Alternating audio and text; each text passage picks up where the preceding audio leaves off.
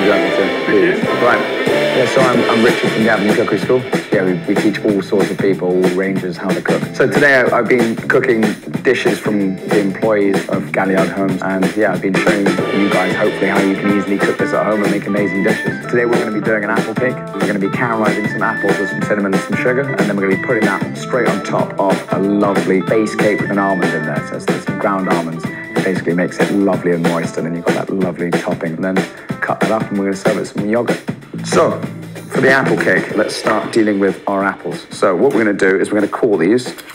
Let's get all of this peeled up. So we're going to cut them in quarters first. Once they're cut in quarters, we are then going to basically be fanning them out. Do everything in stages, yeah? Don't chop up one apple, peel it. Well, peel it. Now what I'm going to do is I'm going to trim these things down, cut out the cores. So how to use a paring knife, make sure that you're always using the same weight in the same hand. So never push your right hand towards your left. What you do is you get your left hand and you squeeze, and then you use your other thumb. And basically each time I'm always using the weight in this hand. If you guys use this hand, that's when slips occur.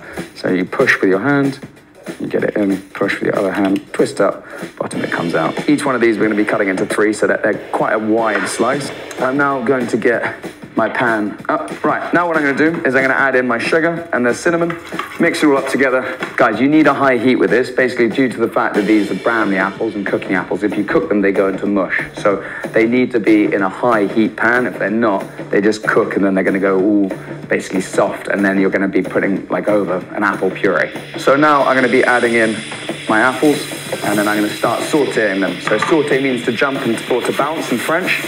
So all you're basically doing is just kind of tossing them over, getting them so that they're all covered in that lovely cinnamon sugar.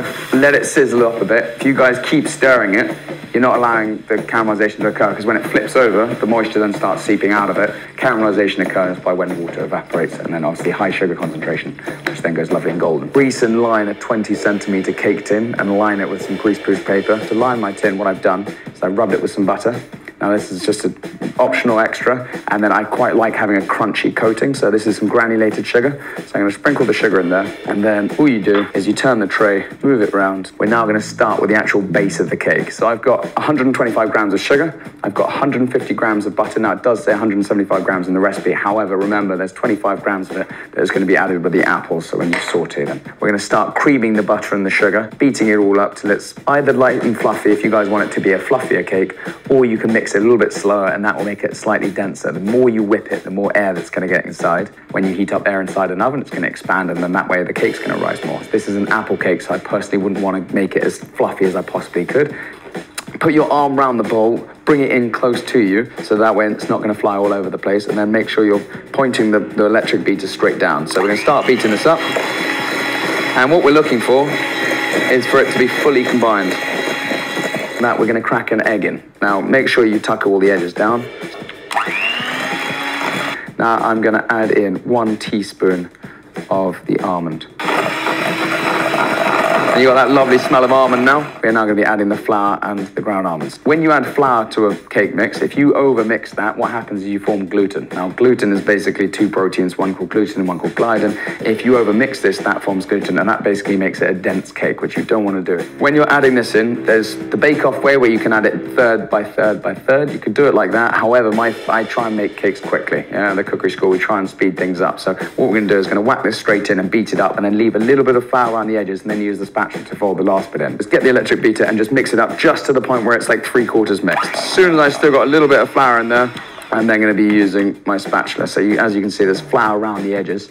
I'm now going to treat that like I've just been folding it all together and fold that last bit in. But remember, don't over mix this. You get all of the batter out. Don't be that person that leaves half of it in the bowl. What I'm going to do, start giving it a little bit of a knockdown, make sure it's nice and flat.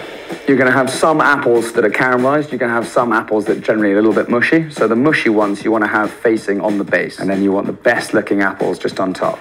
So guys, now I'm going to whack this in the oven, preheated 140 degrees, whack it in 45 minutes to 50. Make sure you got it right in the center of the oven, and with the fan just behind.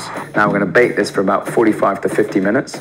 Cool for a bit before you start serving it, but cool it in the tin. If you leave it in the tin, you're going to keep that beautiful moisture inside, whereas if you take it out the tin, you'll find that it will start drying out. Very good for a Victoria sponge, but not what we're looking for in this recipe.